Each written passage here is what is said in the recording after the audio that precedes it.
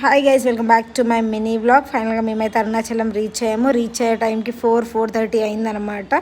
అక్కడ నియర్ బైలో చాలా స్టేస్ అయితే అవైలబుల్ ఉంటాయి. మేమైతే స్టేని అయితే బుక్ చేసుకున్నాము. సో ఒక 2 hours అలా రెస్ట్ తీసుకున్నాము. ఎందుకంటే రాగానే అలా గిరిప్రదక్షిణ స్టార్ట్ చేయాలంటే మనకు ఆ ఎనర్జీ అదంతా ఉండదు కాబట్టి ఒక 2 hours అలా రెస్ట్ తీసుకొని మనం గిరిప్రదక్షిణ స్టార్ట్ చేస్తుందంటే బాడీ కూడా కొంచెం యాక్టివేట్ అయ్యిద్ది అనేసి.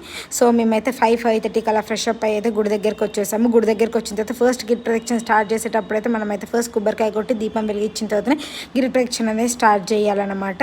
సో గిరిప్రదక్షిణ చేసే దారి అయితే కన్స్ట్రక్షన్ అయితే జరుగుతుందండి ఇప్పుడు. సో అందుకనే వాళ్ళు మనకు గైడ్ చేస్తారు ఎటు సైడ్ నుంచి వెళ్ళాలి ఏంది అనేసి. అండ్ తర్వాత అయితే మనకు అక్కడ వెళ్తుంటేనే దారి మధ్యలో అన్ని జ్యోతిర్లింగాలు అయితే కనిపిస్తాయి. ఇంకొకటి ఏంటంటే మ్యాక్సిమం అందరు తెలుగు వాళ్ళే ఉంటారనమాట. మీరు అస్సలు భయపడకండి అమ్మ అక్కడికి వెళ్ళిన తర్వాత ఎలా ఏంటి అనేసి. అసలు తమిళనాడు టెంపుల్ అయినా కానీ మెజారిటీ ఆఫ్ పీపుల్ తెలుగు వాళ్ళే ఉంటారు. గిరిప్రదక్షిణ వేసుకునేటప్పుడు చాలామంది అనుకుంటారు సాక్స్ వేసుకొని గిరిప్రదక్షిణ చేస్తే బాగుండు, కాళ్ళకి ఏమన్నా ఇద్దా అని. లిటరల్లీ నేను చెప్తున్నానండి, నాకైతే పెయిన్ అయితే ఉంటుంది, ఉండదు అని అయితే చెప్పను. బట్ గిరిప్రదక్షిణ చేసుకునేటప్పుడు అయితే శివుని తలుచుకుంటూ శివనామం చేసుకుంటూ చేస్తే మాత్రం మనకు అంత పెయిన్ అయితే ఉండదు. నాకు దారిలో వెళ్తుంటే సైడ్కి అయితే ఈ రుద్రాక్ష కనిపించింది. నాకైతే అది నిజమా ఒరిజినలా కాదా అనేది అయితే నాకు తెలియదు.